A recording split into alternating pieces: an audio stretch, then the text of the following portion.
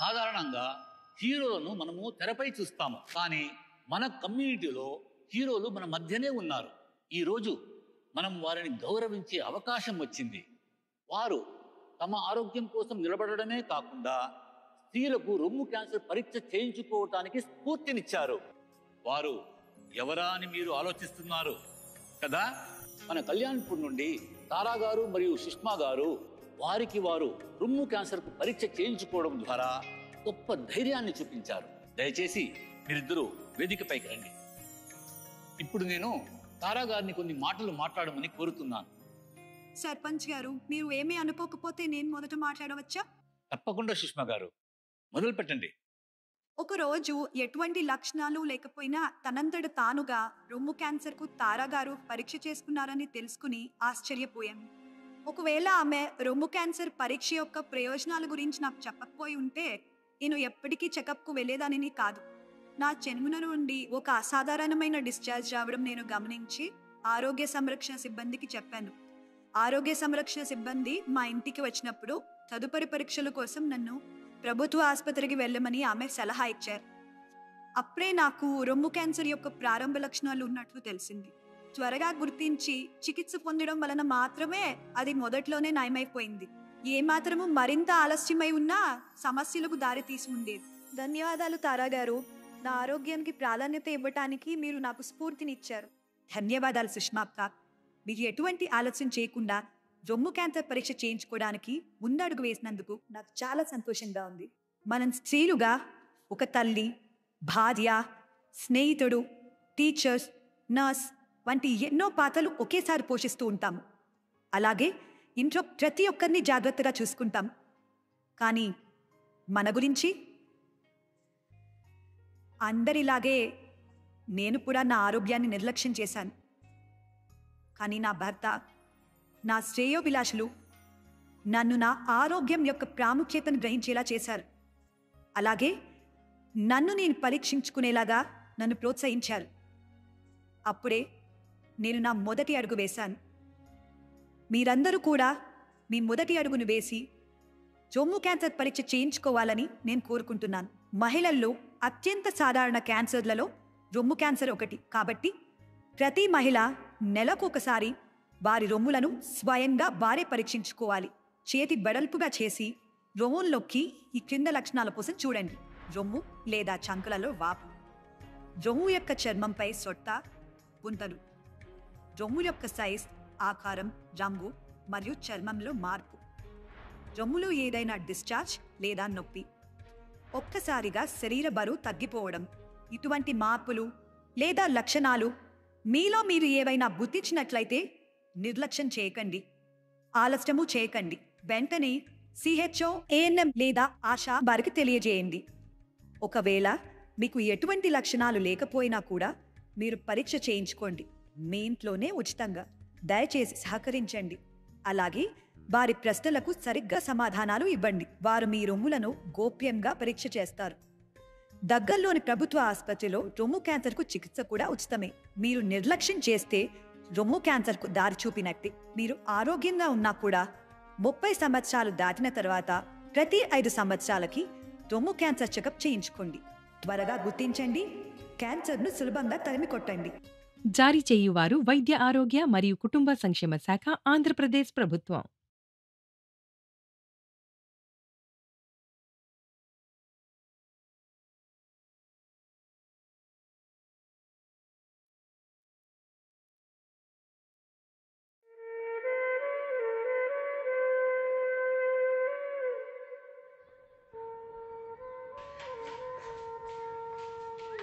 అరే గీత, ఎంత సంతోషంగా కనిపిస్తున్నావు.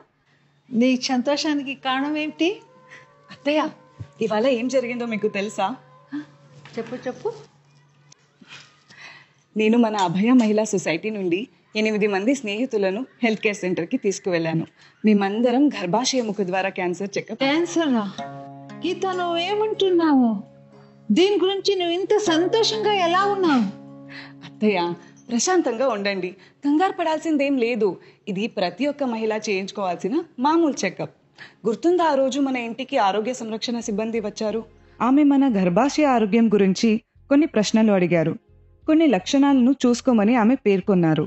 అవి ఏంటంటే, ఎప్పుడూ వచ్చే పీరియడ్స్ కంటే వేరుగా అసాధారణమైన రక్తస్రావం లేదా యోని నుండి వాసనతో కూడిన డిశ్చార్జ్, లైంగిక చర్య సమయంలో నొప్పి మరియు పాల్గొన్న తర్వాత రక్తస్రావం, ఒక్కసారిగా శరీర బరువు తగ్గిపోవడం. ఇవేమైనా ఉంటే దగ్గరలోని ప్రభుత్వ ఆసుపత్రికి వెళ్ళి వెంటనే పరీక్ష చేయించుకోవాలి. అవన్నీ నాకు తెలుసు, కానీ నువ్వు ఎందుకు చెకప్కి వెళ్ళావు? నీకు కూడా ఏమైనా ఆ లక్షణాలు ఉన్నాయా? లేదు అత్తయ్య, ఆ లక్షణాలతో ఉన్న మహిళలు మాత్రమే పరీక్ష చేయించుకోవాలని కాదు. 30 సంవత్సరాల వయసు దాటిన ఏ మహిళ అయినా లక్షణాలు లేకపోయినా కూడా 5 సంవత్సరాలకు ఒక్కసారి గర్భాశయ ముఖద్వార క్యాన్సర్ పరీక్ష చేయించుకోవాలి. ఒకవేళ మీరు పరీక్ష చేయించుకున్నా కూడా మీకు ఈ లక్షణాలు ఉంటే మీరు మరలా దానిని పరీక్ష చేయించుకోవాలి. త్వరగా గుర్తించడం వలన గర్భాశయ ముఖద్వార క్యాన్సర్తో పోరాడడానికి సహాయపడుతుంది, అలాగే పూర్తిగా నయమవుతుంది. నువ్వు చెప్పింది నిజమే, ఇది ఒక మంచి అలవాటు. అత్తయ్య, మీరు కూడా పరీక్ష చేయించుకుంటారు కదా? అమ్మా, మేము వచ్చేసాం, ఇంటికి వచ్చేసాం. ఇంత హ్యాపీగా ఉన్నావేంటి? హోంవర్క్ లేదా? ఆరోగ్య సంరక్షణ సిబ్బందిలో ఒకరు నేను ఇంటికి తిరిగి వస్తున్నప్పుడు హెల్త్ కేర్ సెంటర్ ముందు నన్ను ఆపేశారు. ఆమె నాకు అంతా చెప్పారు. అలాగే నిన్ను చాలా పొగిడారు. నువ్వు నీ గురించి మాత్రమే ఆలోచించలేదు, నీ స్నేహితులందరినీ కూడా పరీక్ష చేయించడానికి తీసుకువెళ్ళావు.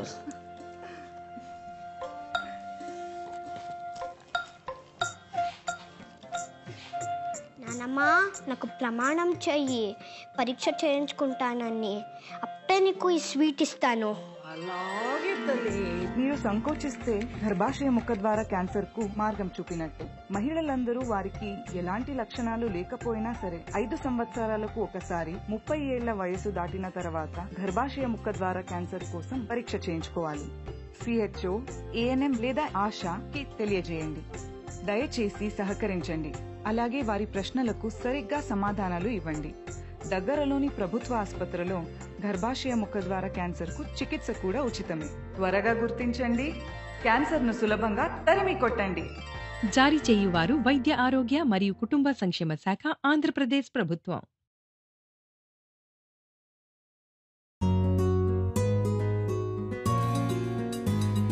కూర్చోండి.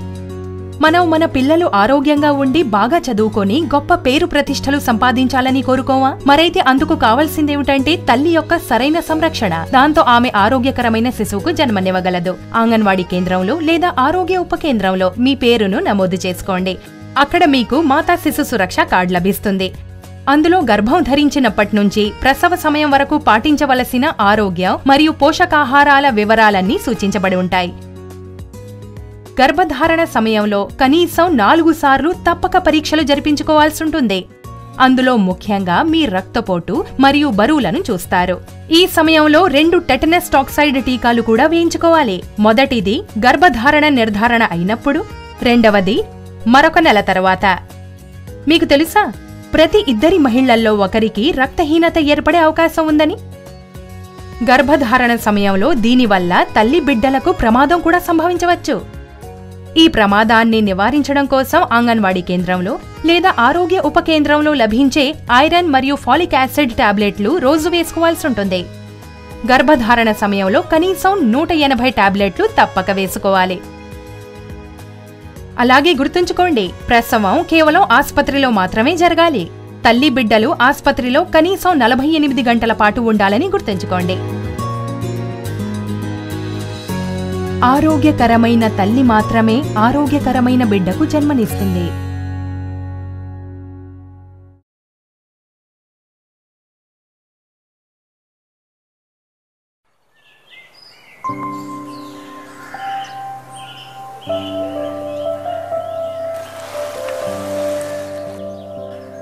నితిన్, నితిన్, నాకేం దొరికాయి చూడు, మన చిన్నప్పటి ఫోటోలు. మనల్ని చూడు, ఇప్పటికీ అప్పటికి ఎంత తేడా ఉందో. ఇది పైనాపిల్ కేకా? ఓ, ఇప్పుడు మనకు చాక్లెట్ కేక్ అంటే ఇష్టం. నువ్వు చెప్పింది నిజమే. చూడు, మా అమ్మ నాకు వేసిన ఈ పసుపు రంగు డ్రెస్ చూడు. ఇప్పుడు నాకు నీలం రంగు ఇష్టం. అవునవును, ఇప్పుడు ఆ నిక్కర్ నాకు సరిపోను కూడా సరిపోదు. ఇప్పుడు నేను మునుపటి కంటే పొడుగ్గా ఆత్మవిశ్వాసంతో ఉన్నాను అనిపిస్తుంది. ఇలాంటి డ్రెస్సులు ఇప్పుడు వేసుకొని మనం మన మిత్రులను కలుసుకోలేము. ఇది ఎప్పటికీ జరగదు. మీరిద్దరూ రండి, కాసిన పళ్ళు తినండి. మీరు ఎదుగుతున్న కొద్దీ మీ శరీరంలోనూ జీవనశైలిలోనూ చాలా మార్పులు గమనిస్తారు. కౌమార దశలో మానవ శరీరంలో చాలా మార్పులు వస్తాయి. యుక్త వయసును ప్రతిబింబించే అతి ముఖ్యమైన మార్పులు ఏమిటంటే అబ్బాయిలు మరియు అమ్మాయిలు పునరుత్పత్తి సామర్థ్యం కలిగి ఉంటారు. 12 నుంచి 16 సంవత్సరాల వయసు గల అమ్మాయిల్లో ప్రతి నెల 3 నుంచి 5 రోజుల వరకు ఋతుక్రమం జరగడం ప్రారంభమవుతుంది. అవును, అది నిజం. అబ్బాయిలు వారి పొడవు, స్వరం మరియు శరీరంలో చాలా మార్పులు పొందుతారు. వారు నిద్రలో ఉన్నప్పుడు లేదా వారు మేల్కొన్నప్పుడు అకస్మాత్తుగా స్ఖలనమైనట్లు అనుభూతి చెందుతారు. కౌమార దిశగా ఎదుగుతున్నట్లుగా ఇది సంకేతం. అంతేకాదు, ఇది సహజం కూడా. ఋతుక్రమం సమయంలోనూ స్వప్నస్ఖలనం సమయంలోనూ వ్యక్తిగత పరిశుభ్రత పాటించడం చాలా ముఖ్యం. ఎందుకంటే ఆ పరిశుభ్రత మిమ్మల్ని శుభ్రంగా మరియు ఆరోగ్యంగా ఉంచుతుంది. దయచేసి శుభ్రంగా ఉతికిన మరియు ఎండలో ఆరిన దుస్తులను ధరించండి.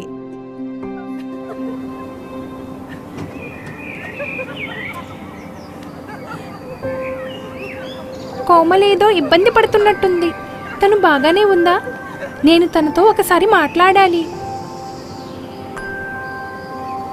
కోమల్, నువ్వు ఎలా ఉన్నావు? ఏదో బాధపడుతున్నట్టున్నావు. అంతా బాగానే ఉందా? ఏమో నాకు తెలీదు. నేను మిగతా అమ్మాయిలా అందంగా ఉండననిపిస్తుంది. నేను వాళ్ళతో ఫోటో దిగి దాన్ని పాడు చేయడం నాకు ఇష్టం లేదు. నువ్వు ఎలా ఉన్నావో అలాగే చాలా అందంగా ఉన్నావు. నువ్వు చాలా ప్రతిభావంతురాలివి. ప్రతి సంవత్సరం స్కూల్ డైరీ యొక్క థీమ్ ను సిద్ధం చేస్తావు. నిజమైన అందం మనలో దాగుంటుంది. ఇది మన నైపుణ్యం మరియు కళ ద్వారా బహిర్గతం అవుతుంది. కానీ నేను చాలా పొట్టిగా ఉంటాను. నేను ఎదగనని, యుక్త వయస్సులోకి రాలేనని అందరూ నన్ను ఎప్పుడూ వెక్కిరిస్తూ ఉంటారు. ఇవన్నీ కౌమార దశకు సంబంధించిన అపోహలు, ఆలోచనలు మాత్రమే. మీనా మేడం క్లాస్ గుర్తుందా నీకు? ఒక యుక్త వయసులో ఉన్న వ్యక్తిగా మీరు యుక్త వయసుకు సంబంధించిన ఎన్నో నిషేధాలని మరియు దురభిప్రాయాలను ఎదుర్కోవాల్సి ఉంటుంది. అయితే మీరందరూ వాటిని తొలగించి మీ చుట్టుపక్కల ఉన్న వాళ్ళకి సరైన అవగాహన కల్పించాలి. ఒక అమ్మాయికి 16 సంవత్సరాలు వచ్చినంత మాత్రాన తను కౌమార దశలోకి ప్రవేశించదు. అంటే ఆమె తన శరీర తత్వాన్ని బట్టి తగిన సమయంలో యుక్త వయసుకు వస్తుంది తప్ప మరేం కాదు. చూడు కోమల్, ఈ పువ్వుల మాదిరిగా మనం కూడా వికసిస్తూ మన సొంత వేగంతో పెరుగుతాం. పూలల్లో సువాసన ఉన్నట్లుగా మనలో కూడా కొన్ని ప్రత్యేక లక్షణాలు ఉంటాయి. అందరిలో ఉన్న ఆ ప్రత్యేకమైన అందమే నీలో కూడా ఉంది. రా, ఇద్దరం ఒక ఫోటో తీసుకుందాం. యుక్త వయసుతో వచ్చే మార్పులను సహజమైనవే అని వాటిని అంగీకరించడం అవసరం. మీ తోటి వారి పట్ల సానుభూతితో వ్యవహరించండి. అలాగే వారు ఏదైనా విషయంలో కలత చెందితే వారికి వివరించండి. మీరేదైనా సమస్యను ఎదుర్కొంటూ ఉంటే మీ కుటుంబ సభ్యులతో, ఉపాధ్యాయులు లేదా స్నేహితులతో వివరంగా మాట్లాడండి. లేదా ప్రభుత్వ క్లినిక్ల నుండి కౌమార దశ సంబంధమైన స్నేహపూర్వక ఆరోగ్య సేవలను పొందండి.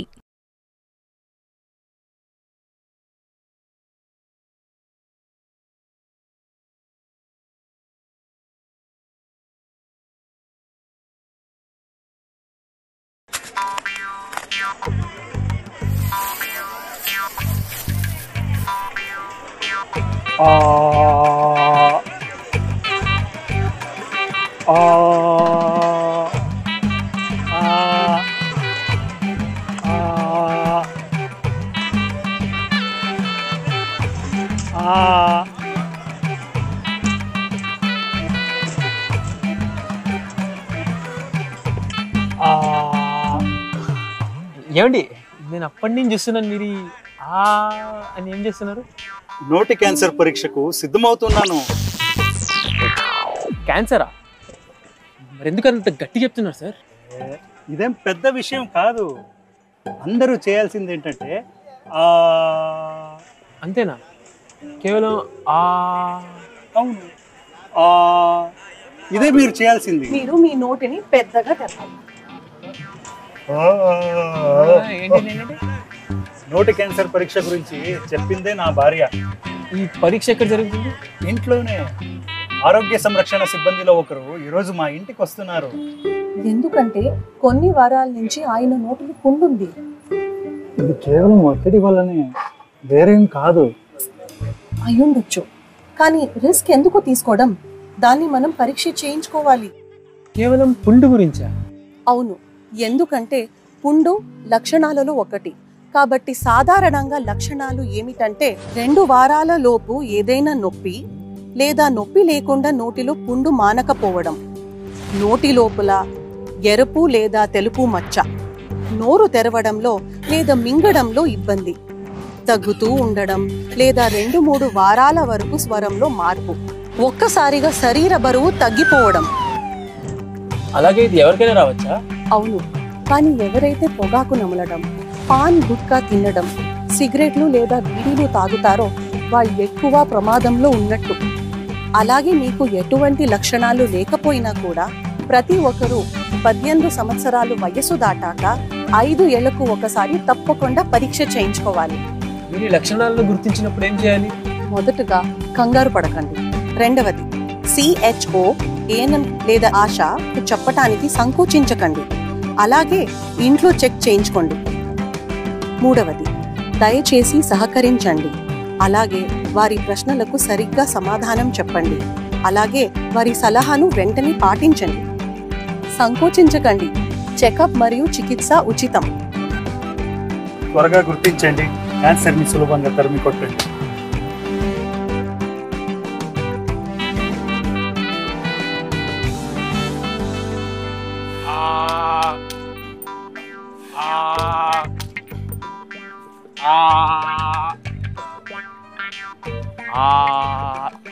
ఏమండి మీరు చేసే ఏంటి? నోటి క్యాన్సర్ పరీక్షకు సిద్ధమవుతున్నాం. త్వరగా గుర్తించండి, క్యాన్సర్ని సులభంగా తరిమి కొట్టండి. ఒకవేళ మీకు ఎటువంటి లక్షణాలు లేకపోయినా కూడా ప్రతి ఒక్కరూ 18 సంవత్సరాల వయస్సు దాటాక తప్పకుండా 5 ఏళ్లకు ఒకసారి పరీక్ష చేయించుకోవాలి. మీ తిరస్కరణ నోటి క్యాన్సర్కు మార్గం చూపొచ్చు. త్వరగా గుర్తించండి, క్యాన్సర్ని సులభంగా తరిమి కొట్టండి.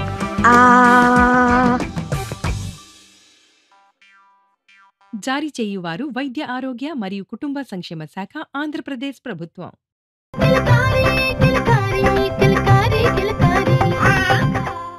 నమస్తే అక్క, నేను డాక్టర్ అనితని. ఈరోజు నేను మీకు భారత ప్రభుత్వం వారి కిల్కారీ మొబైల్ సేవ గురించి చెప్పడానికొచ్చాను.